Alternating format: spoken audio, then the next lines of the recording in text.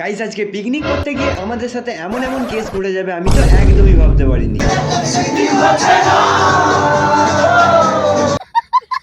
ব্যাপারটা হলো যে আজকে ছিল আমাদের টিউশনে একটা মারাত্মক পিকনিক, তাই আর কি সকাল সকাল পৌঁছে গেলাম আমাদের পিকনিক স্পটে। আর এখানে আসতেই দেখি ছেলে পুলেগুলো সব কাজেও লেগে পড়েছে। আর রান্নার জন্য বুক করা হয়েছিল একজন স্পেশাল রাঁধুনিকে। দেখো আমি একটু দেরি করে গিয়েছিলাম, তাই রান্না বান্নার কাজগুলো মোটামুটি সব কমপ্লিট হয়ে গিয়েছিল। আর এখানে রেডি করা হচ্ছিল ফ্রাইড রাইসটা। তবে মামা এখানে আসতেই লেগে পড়েছিল তার বিজনেসের কাজে। রানাঘাটের কাজটা হয়ে আছে, এই বলবি এগুলো জিনিস আছে।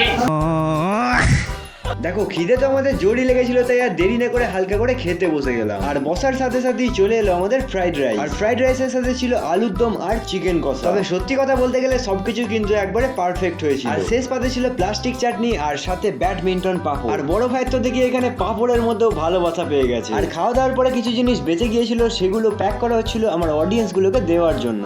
এসেছো সেই তুমি বাড়িয়ে দিতে হাত বিন্দুর বিপদে। তবে সব শেষে ভাই এই জিনিসটা দেখার জন্য মোটেও প্রস্তুত ছিলাম না।